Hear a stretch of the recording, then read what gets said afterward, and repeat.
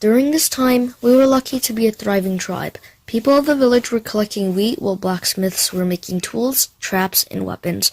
I was collecting water for basically half the day. I filled the water in a small basket and left it at my little house.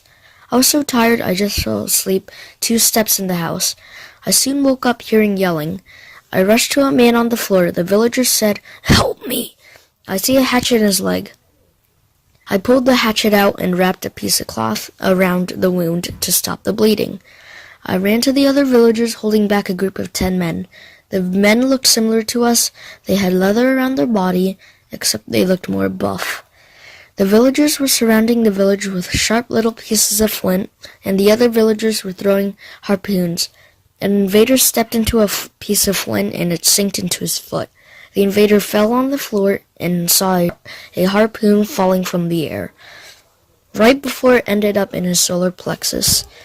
The invader didn't just have hatchets, but had some other tricks up their sleeve. They were able to get past some of the flint on the ground.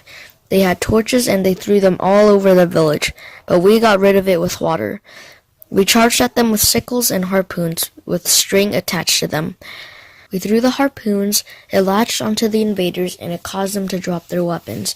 And we yanked on the string, pulling them in, and we started swiping at them left and right. They ran and had to retreat. "We'll be back," the invader said. I threw a harpoon at him and pulling him into a bunch of flint on the floor. The entire village started taunting his body. We had to clean the village and help the injured. 2 years later, we are armed to the teeth, but if this happens again, I think they'll be armed too.